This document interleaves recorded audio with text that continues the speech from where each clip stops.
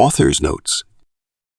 I was inspired by an old Tumblr post, which is the result. This is a one-shot. I hope you enjoy it. They always were benevolent. It must be at least 24 generations since we first met them. The giants that soared across our sky in ships rivaled our planet's width. Nearly 20 times our size, with technology eons past ours. They never demanded anything and even once had one of their ambassadors shrunk to meet us on our own turf. During the first meeting, if records are to be trusted, much can be embellished or romanticized in the span of 24 generations.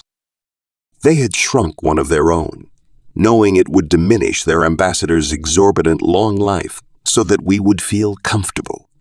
I've been told the story at least 100 times, for my forebearer had this meeting. They never asked anything of us. They taught us how their machinations worked and even helped and asked us to create items for them. They held nothing back and never interfered in our lives, politics, wars, or the like. They are, as they're often referred to cheerfully, our protectors. Only in times of great distress or in fear of the total devastation of our society and planet do they interfere, not to project us on a path, but to guide us through other means. I had become the emissary of our generation. I was to hold our next meeting, done once every generation. This was only their third ambassador in all this time. The Ancient One looked old and frail. He had been the governing hand from our opposites for the last 7 generations, and his age was showing. It felt weird, almost wrong, that he of such a noble race and being should fall into the same crushing currents of time as we. But that is the way of the universe. The 23rd meeting as of welcome, Ambassador Kiali Brianan, our races adjourn. The Ancient's communicator was a bit off. Between the times of our few and seldom meetings, slang, dialects, and language quickly changed. They often used an archaic root of our language, but we understood what they meant. It would probably, in a correct sense, sound like Ambassador Kiali Brianan, welcome to the 23rd meeting between our two races, but that matters not. We were on the cusp of our space travel, and even though they had presided over our existence for so long, they kept some technology for themselves, not out of spite, but out of care. A race that shoots to the stars without first being united will find themselves hungering for supremacy over their own, was a sentence my Gramps often said when I wished for adventures amongst the stars. They never frowned, stopped, or halted our progress. The benevolent ancients meddled not unless mutually assured destruction was in play, but I digress. Oh, ancient Exia Zoo, we've not had a single dispute in this generation.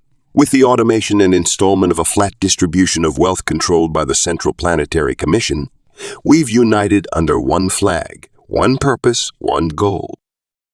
To seek the stars, I continued in a revered manner for the old ancient. His smile alone could hold 3 of us in it comfortably. As terrifying as that thought was, I knew the ancients to be a center of peace. I awaited his response, afraid he might not understand the lines of communication, often eschewed. After we glad, yet purpose lies before you. A building block, a generation is, a triple, a foundation and truth lie. Ixiawazu answered in his deep, ringing voice. The folds of his face portrayed that this might be the last of his visits with us. Again, the sentence was off, but it could be understood better.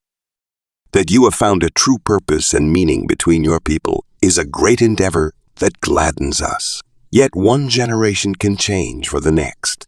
Once you have found it in yourselves to build on it for several generations and find singular purpose as you have now, you will find your true path.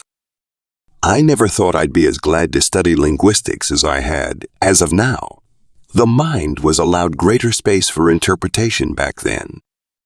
I looked at the great Ancient One. I could not help myself and asked the question that had been stuck in my mind. It was so exceedingly rare that one of them should fall, that their lives should end.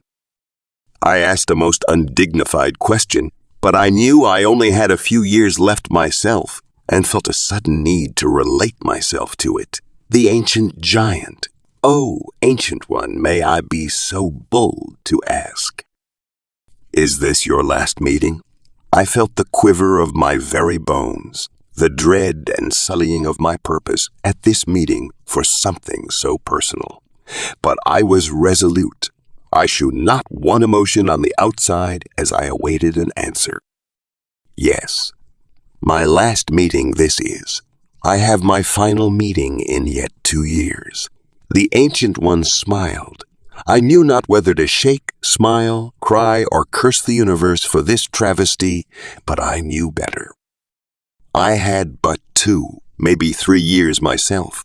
He had honored me in this way, revealing his own time of death to a being with 1/9 of his length of life. At least 2 of my forebearers had been ambassadors before me. Both had met with him in his youth. 2 and 5 generations ago, I felt compelled to ask, do you, O Ancient One, Exia-Zu, remember my forebearers?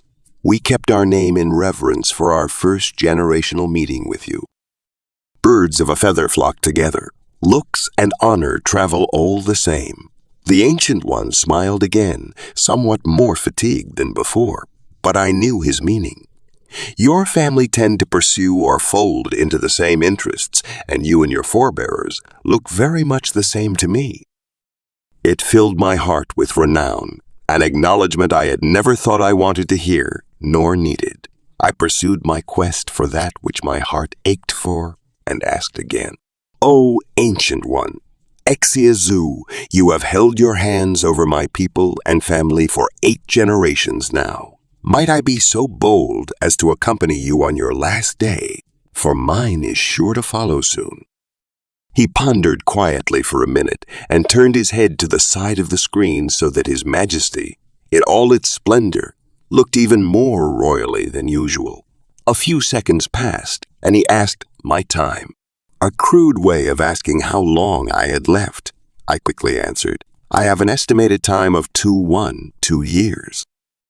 He looked again to the side and nodded twice, with what seemed like an eternity in between, until his words finally rang again. Kayalebrayanan, generation of 7th for my final meeting, you are welcomed. As I laid eyes on yours, you may lay eyes on me. I dared not look at the ancient. Never before had one of us witnessed their death or ceremony. I was to become the first of our kind to witness such an event, and I had to think thrice before I knew exactly what he meant. With all honors included, it would sound like honored Ambassador Kayalebrayanan. I would be honored if you could be with me at my last, as I could be with your last. I will extend a formal and full invitation so you might be here with me and preside over my death. As I have watched over those of your kin, as we concluded the meeting, I went back to my planet, assisted by their far superior technology for a safe landing with our crude chemical rocket engines, still in awe over the request that I made and the progress between bridging a gap between our cultures, but also lifting our species beyond our own selfish views. This was to be the greatest sociological breakthrough of at least 25 generations. As the time passed, I waited eagerly for the unusual contact from the ancients. I was feeling the wear of time closing my limbs down and was now secured to a chair, my feeble extremities no longer capable of supporting their own weight. Much debate happened as I watched the next 2 generations struggle and thrive, to grow and expect. My meeting with Exia-Zu had inspired our people far beyond our own trifles ever had. That the ancients saw us worthy to witness the death of one of their own had brought our people together as never before. I could not do much of anything when the call finally came. My own doctors were astounded. I had kept such a hard grip on life, but I knew I could not leave before I witnessed this.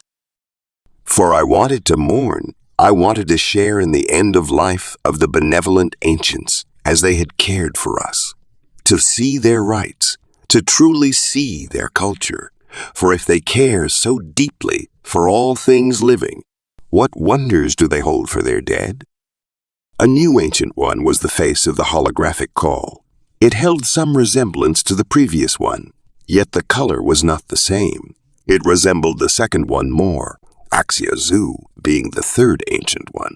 Kiali-Brianen, ambassador earlier. Still, the final meeting of Zia-Zu is here. It was transmitted across the entire planet. It was the anticipation of the generation, seen as a pillar of the success of our race, but to acknowledged in such a manner. The translation came as well. Former Ambassador Kiali-Brianen, you are invited to be a part of the last moments and funeral rites of Axia-Zu. It, of course, was meant as a private message, but the whole thing had blown past that of politics and had become a singular point of our species' growth as a sociologically coherent society.